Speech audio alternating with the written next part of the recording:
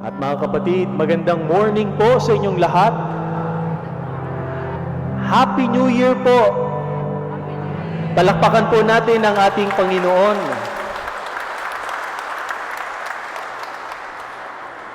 Nung binati ko po yung iba ng Happy New Year, ang tingin lang sa akin, Happy New Year. Parang malungkot, parang matamlay. Parang totoo na nga yung sinabi ng iba na dahil pandemic, anemic yung marami sa atin. No? Parang nanunuyo, parang walang dating. Pero nauunawaan at naiintindihan ko rin naman po sapagkat para sa karamihan, ang tanong ay, Happy New Year? Father, really? Is it really a Happy New Year? Paano naman kami magiging Happy New Year? Ang daming problema. Ang daming sakit. Nasa loob pa rin po tayo ng pandemic. Nasa loob pa rin tayo ng crisis. And while we are celebrating this liturgy, we all are hearing about the many lockdowns that are happening now in Europe because of this new strain of coronavirus. So, really, Father, sa totoo lang, Happy New Year! Happy New Year! Mga kapatid, in my reflection, in our reflection for this day, I would like to share with you the reason why it is still indeed a true Happy New Year to all of us. Una na po, happy, happy. Dear friends, take note that what the good news is sharing to all of us is not just mere happiness. Bagamat yun ang batian natin, nasanay na kasi tayo sa salitang happy, in fact, yan na nga yung naging tagline sa marami sa ating mga produkto, Happy Meal, lahat.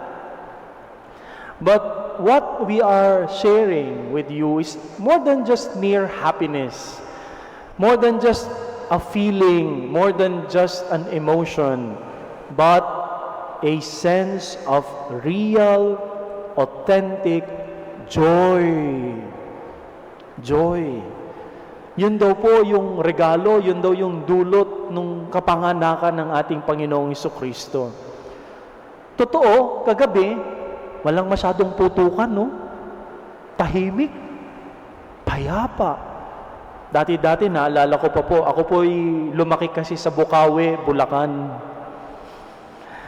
Kapag mga ganitong panahon, ang paputok po sa amin mula Christmas, in fact, the whole month of December, ang pagpapaputok mula doon sa gabi hanggang dire-diretso na. Pagkatapos nun, usually makalat, marumi. Pero ngayon, malinis. Malinis. Nakita nyo? Naglakad tayo. Sumilip ako doon sa aming rooftop. Clear ang ating sky.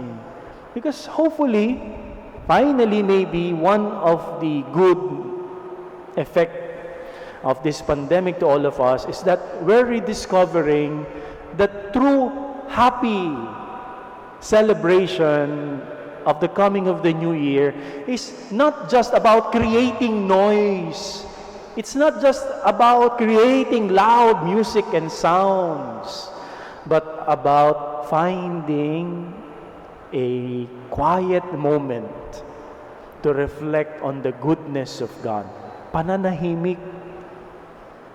Yun yung nakita natin sa ating ebanghelyo. After Mary heard all about these miracles, this good news from the shepherds, she reflected on all of these things in her heart.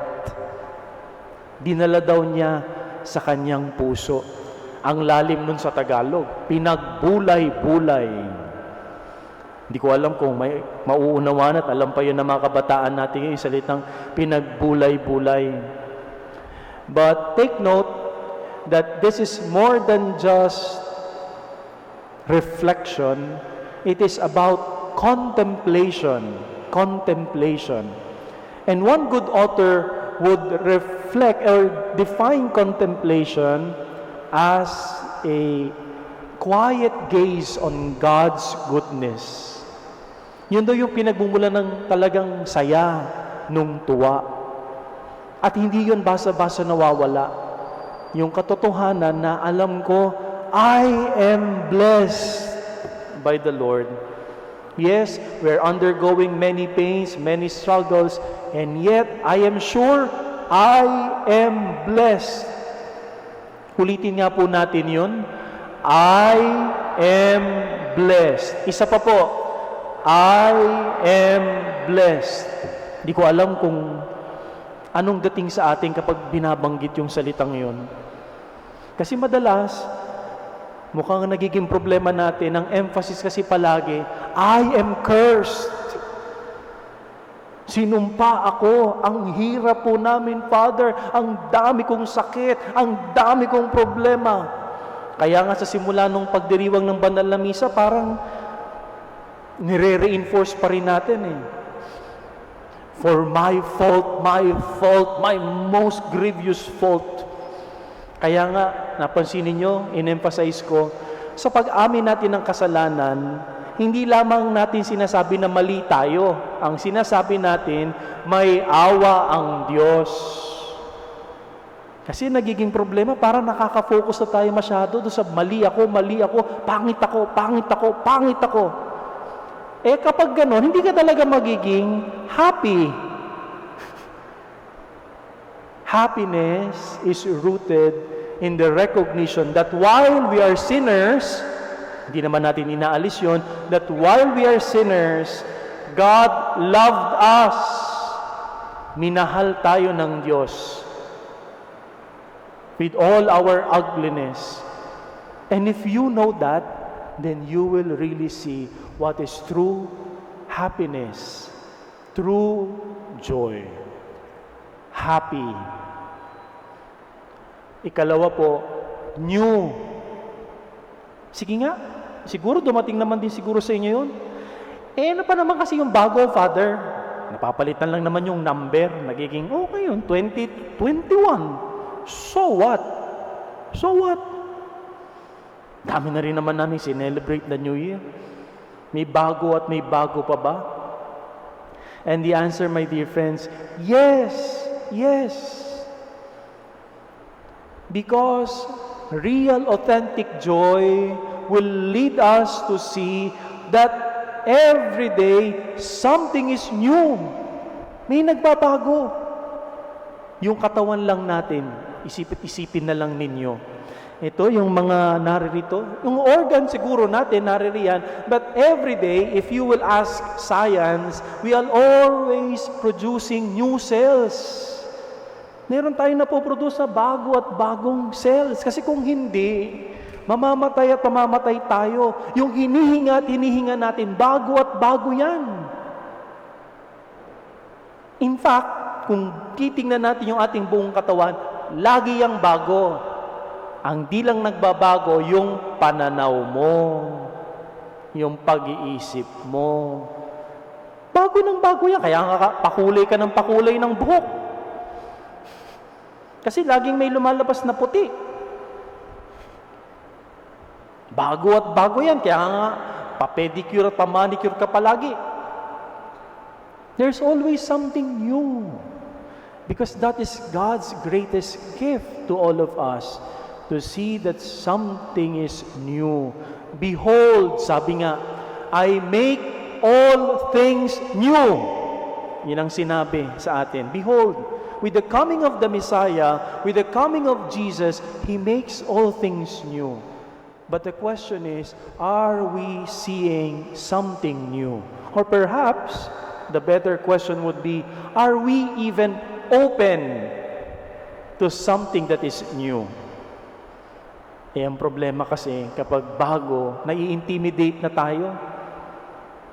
Kaya nga, siguro yun yung isang epekto sa atin. At magandang epekto nitong pandemic, to be honest.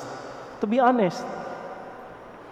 Marami tayong mga reforma dati pa na gusto na nating gawin, pero hindi natin magawa-gawa kasi sanay na tayo sa luma eh.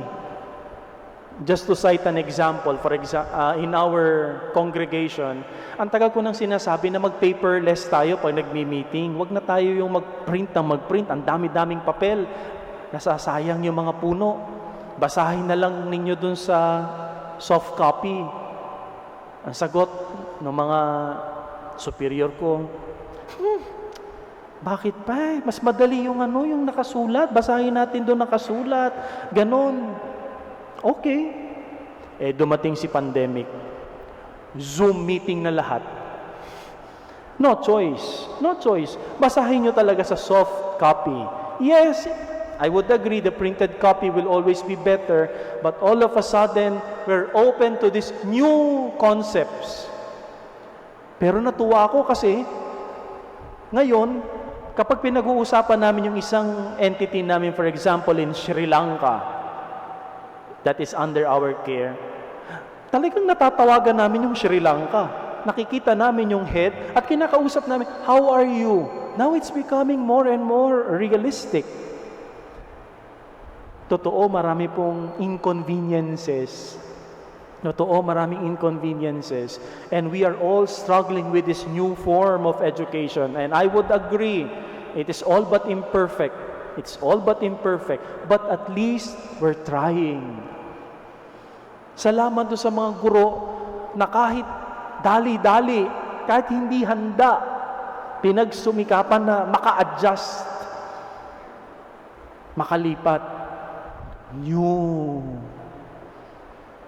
Kapag luma at luma lang palagi, walang mangyayari sa atin. Happiness should bring us to see there's always something new that God is giving us. And finally, year. Anong year na po ba ngayon? Year of the... yung iba, year of the ox. It's the year of our Lord. It's the year of our Lord. Ewan ko kung anong pakialam natin niya kay ox, kay pig, kay sheep, or whatever it is. Hindi ko rin naman po yung ginagalang ko yon. Kultura at kultura natin yon. But it should also refine our perspective na kaya tayo sinwerte, minalas, ay hindi dahil sa hindi katanggap o hindi katapat ng yung horoscope, yung current na year. Hindi yun. Hindi doon nakadikit yung swerte, hindi doon nakadikit yung malas. Kaya siguro ngayon, napansin nyo, walang masyadong mga nagbabalita ng horoscope. Di ba? Usually, dapat last year, kapag mga ganitong mga panahon, mga a week before New Year, makakatanggap ka, ito po ang mga lucky color for this year. Ito po yung mga pupuntahan. Kapag hirap ganito ka, itong dapat mong gawin. Biglang wala. Shhh. Wala mo na magko-comment. Kasi yung huling nagsabi na swerte yung 2020, nabash. Bakit ka nagsabi ng swerte? Malas pala. Yun na nga ang problema eh. Hindi natin nakita. Sa bandang huli, while we respect all of these traditions and practices, it is all about the year of our Lord.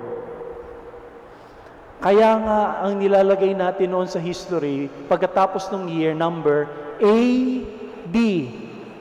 AD. Anno Domini.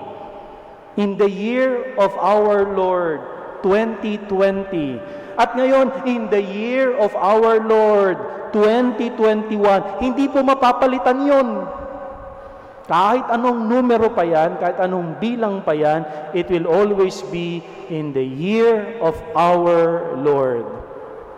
And so, my dear friends, that is exactly why we can confidently say, Happy New Year! Matapang at matapang nating masasabi yon kasi ang sinasabi natin sa isang tao, gusto ko maging masaya ka. But more than just happiness, more than just the happiness of that gadget, real joy from the heart. just like what Mary experienced. Gusto ko, hindi ka lang maging mayaman. Ang gusto ko, lumago ang iyong pag-iisip, that you'll find something fresh, something new in your life. Yes, there are deaths. Yes, there will be discomfort. But that is my prayer to you, that you'll find newness, freshness in everyday things. And finally, I say to you, this is still a year for you. And we're lucky to be standing, alive, serving the Lord in His time, in His presence. That is my wish. That is my prayer. And really from my heart, I would like to share that greetings to you. Happy New Year sa inyong lahat.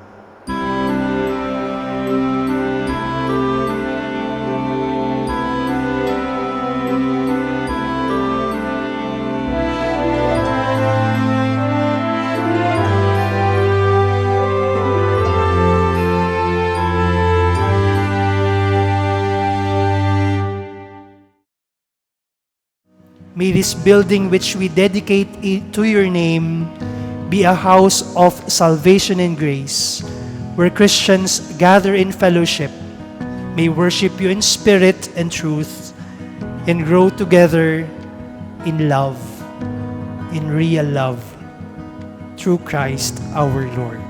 Amen. Maraming salamat po at magandang gabi sa inyo.